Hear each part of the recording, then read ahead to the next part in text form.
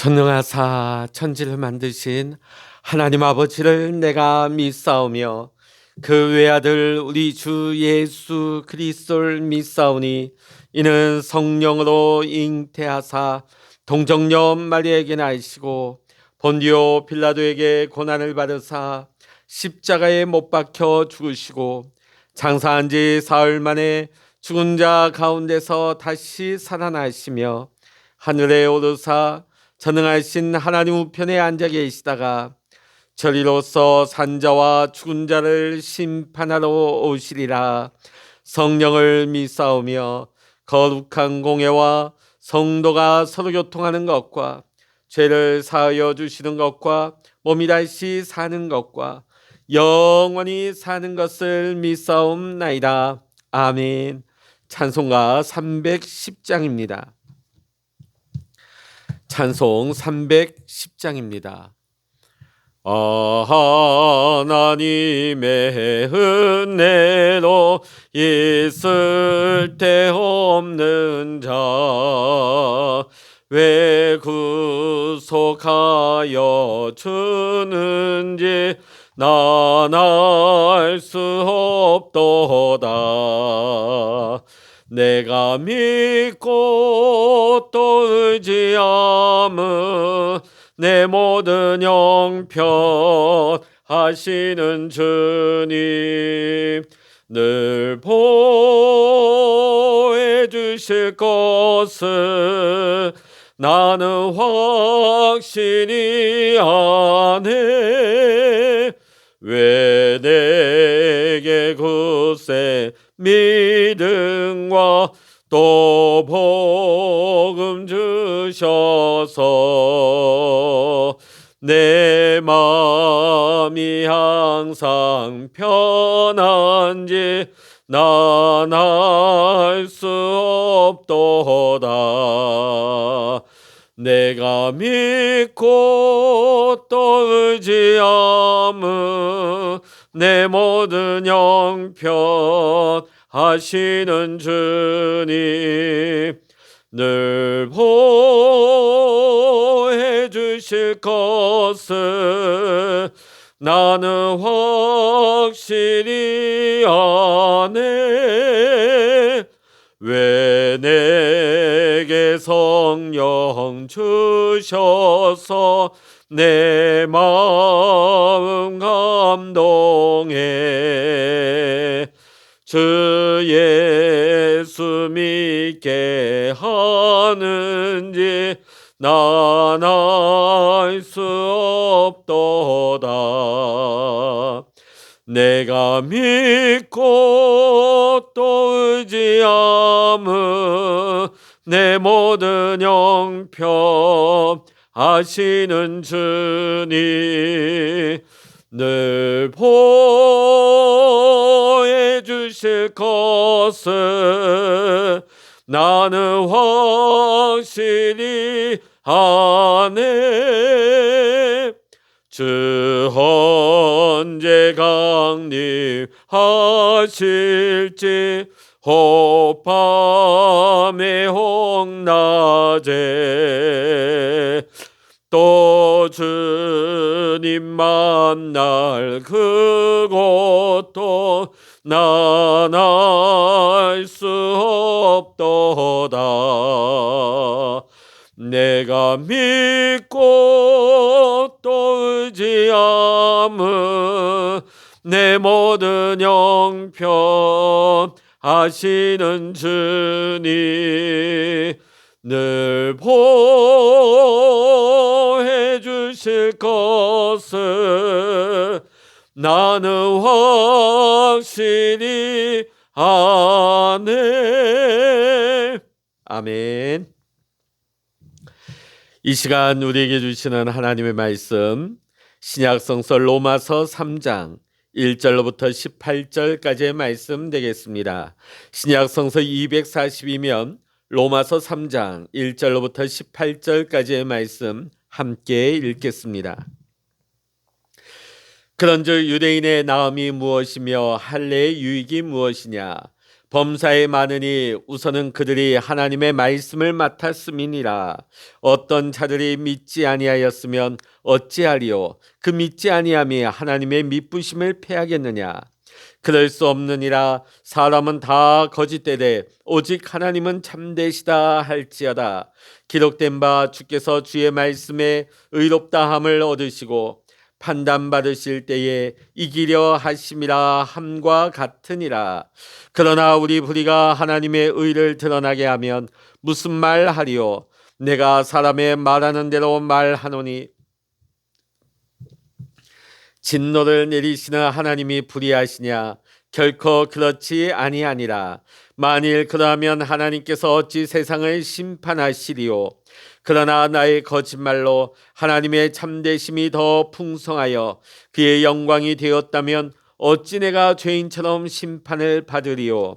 또는 그러면 선을 이루기 위하여 악을 행하자 하지 않겠느냐? 어떤 이들이 이렇게 비방하여 우리가 이런 말을 한다고 하니 그들은 정죄받는 것이 마땅하니라. 그러면 어떠하냐? 우리는 나으냐? 결코 아니라. 유대인이나 헬라인이나 다 죄 아래에 있다고 우리가 이미 선언하였느니라. 기록된 바 의인은 없나니 하나도 없으며 깨닫는 자도 없고 하나님을 찾는 자도 없고 다 치우쳐 함께 무익하게 되고 선을 행하는 자는 없나니 하나도 없도다. 그들의 목구멍은 열린 무덤이요 그 혀로는 속임을 일삼으며 그 입술에는 독사의 독이 있고 그 입에는 저주와 악독이 가득하고 그 발은 피 흘리는데 빠른지라.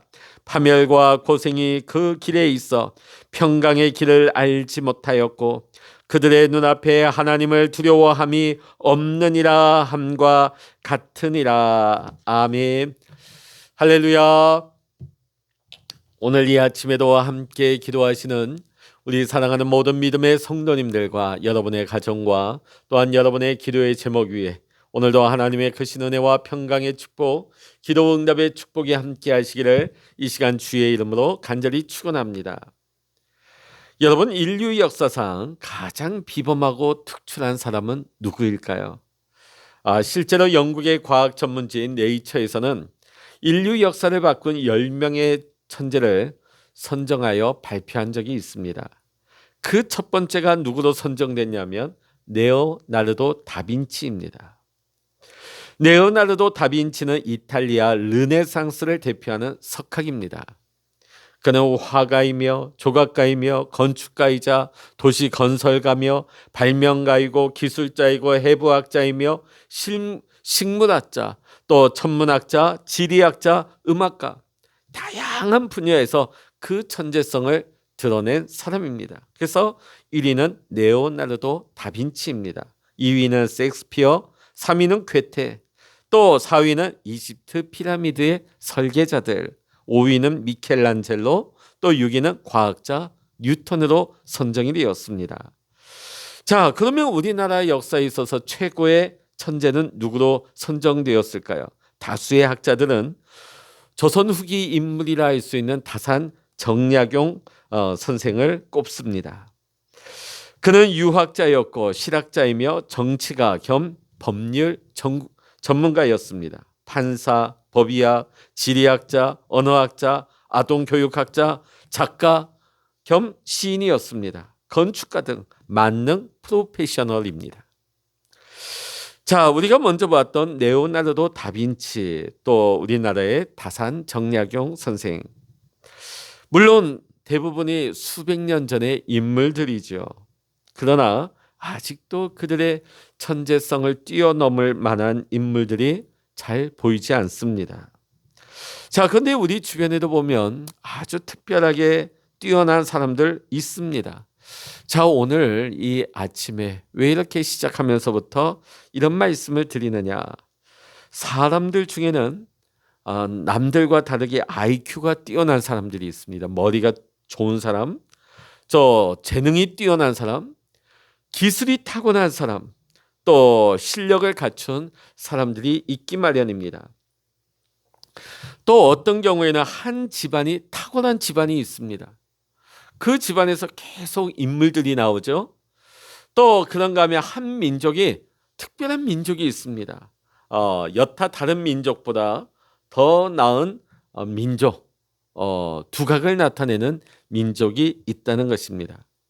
자, 오늘 우리가 읽은 로마서 3장 1절로부터 18절까지의 말씀이 바로 이 문제를 다루고 있습니다. 자, 지난 시간 우리는 자신들이 하나님에 의해 선택된 백성이라는 표식으로서 할례의 예식을 행하는 유대인들에 대해서 우리는 말씀을 보았습니다. 그들은 할례 예식뿐만 아니라 하나님의 법인 율법을 가지고 있다는 것 때문에 자신들이 가진 자부심이 굉장히 대단합니다. 그런데 바울 사도는 그런 그들에게 실제 생활에 있어서는 거룩한 주님의 백성답게 살지 않고 또 율법대로 살지 않으면서 단지 자부심만 있다고, 육체적인 혈통주의에만 빠져 있다고 사도 바울은 책망을 했습니다. 그러한 모습이라면 무할례자, 그러니까 율법을 알지 못하는 사람, 할례를 받지 못한 사람들보다 더 못하다는 것이지요. 더 나아가 사도 바울은 지금 그들의 모습으로는 하나님을 욕되게 하고 이방인들로 하여금 하나님을 비난하게 만들 거리를 제공하는 것에 지나지 않는다, 이렇게까지 책망을 하게 됩니다. 자, 그러면 우리는 여기에서 질문 하나를 할 수 있습니다.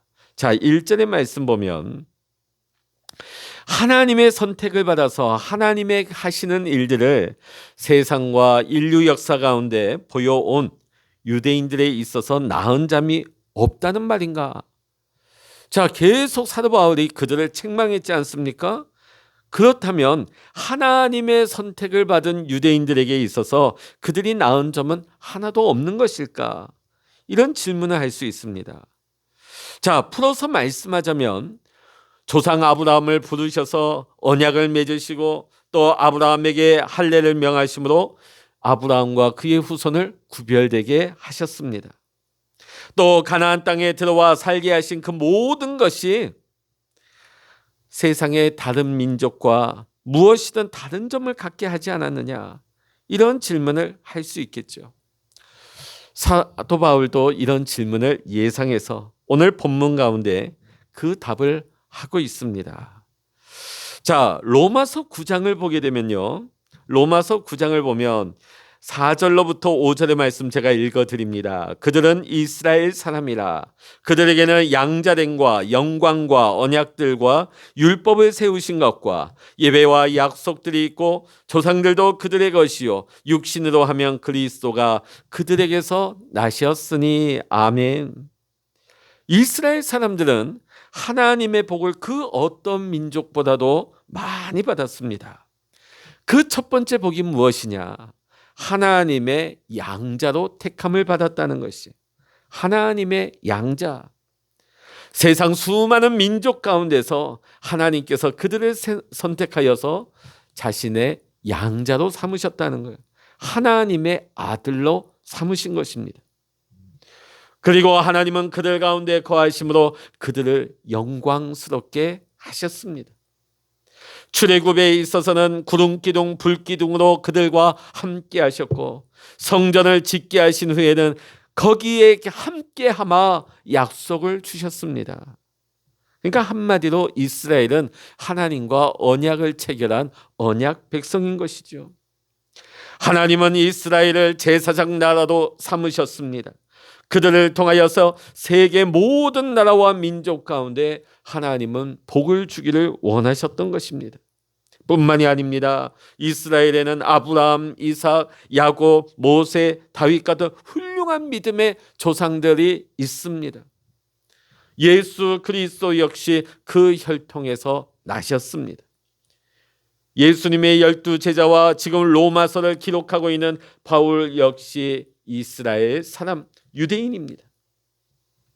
그리고 오늘날까지 정말로 많은 위대한 인물들이 유대인들 가운데 나왔습니다.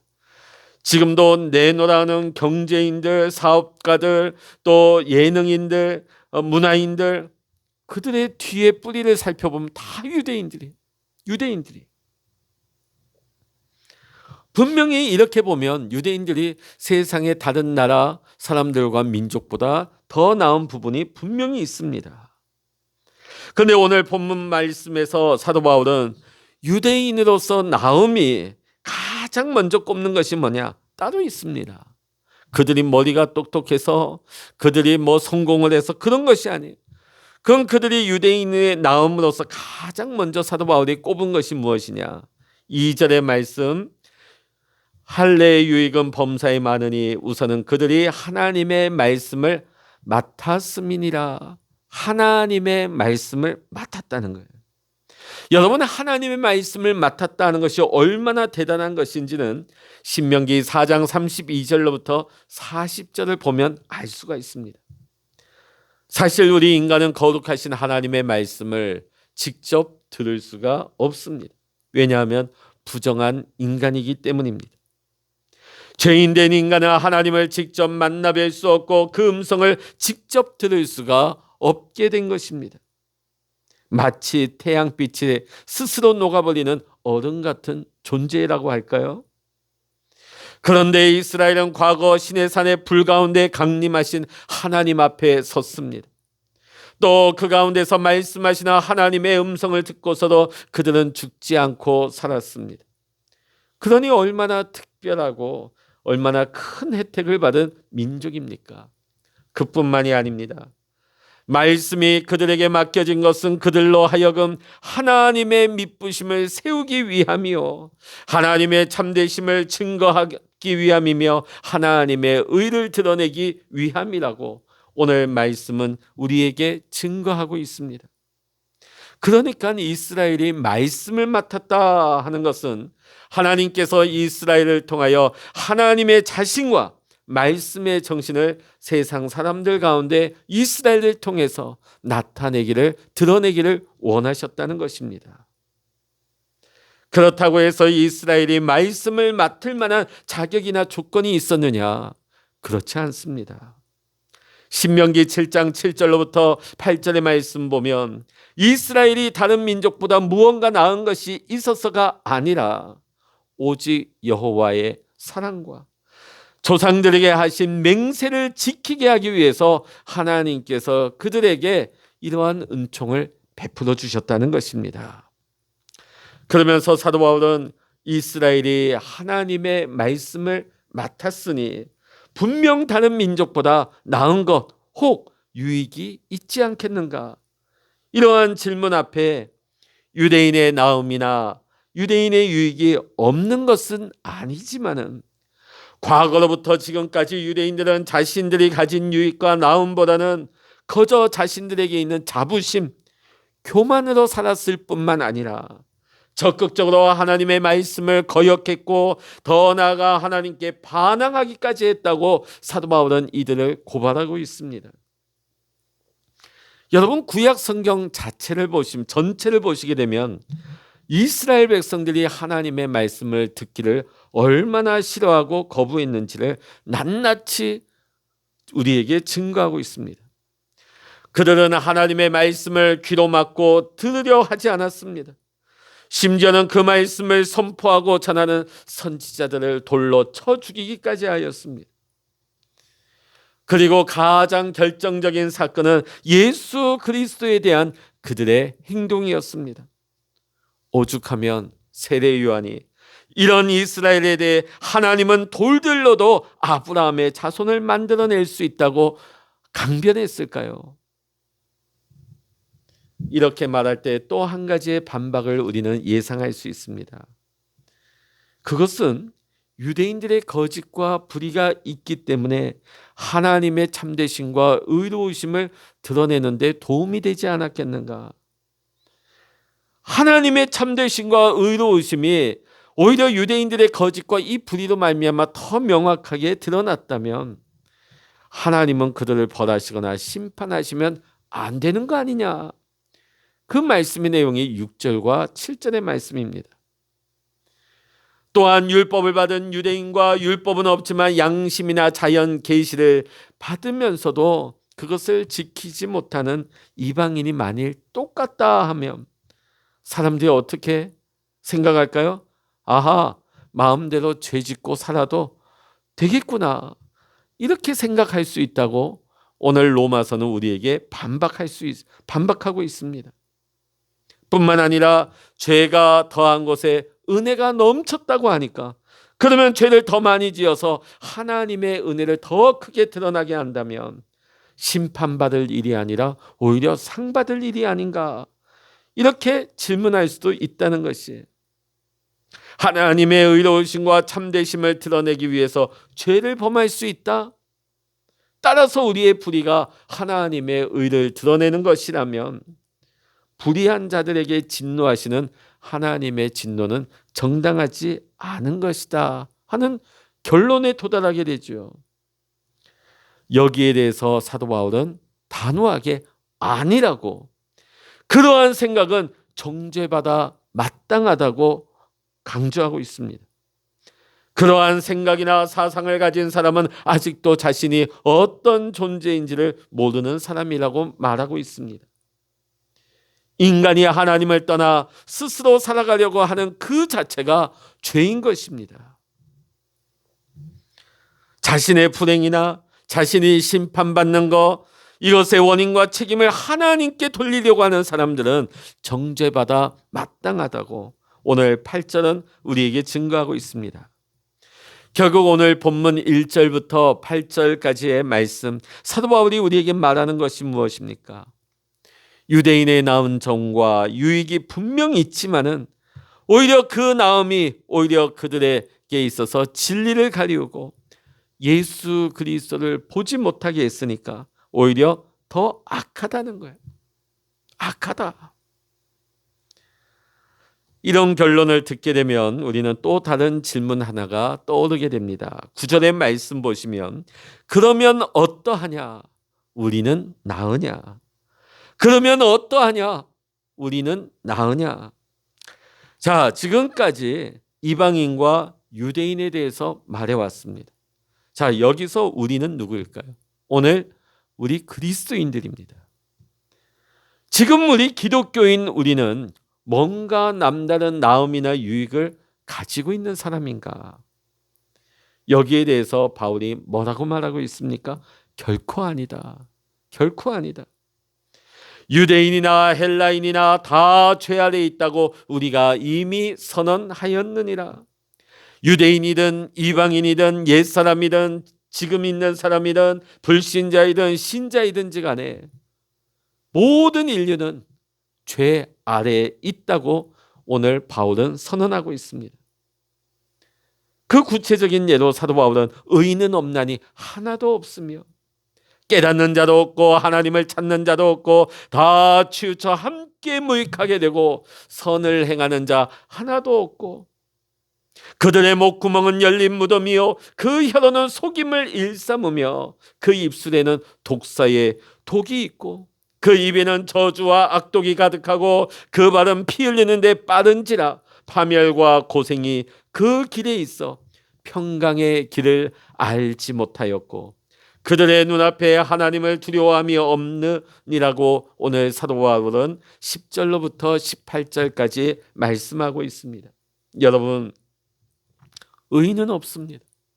스스로 하나님을 깨닫는 자도 없으며 하나님을 찾는 자도 없다고 말하고 있습니다.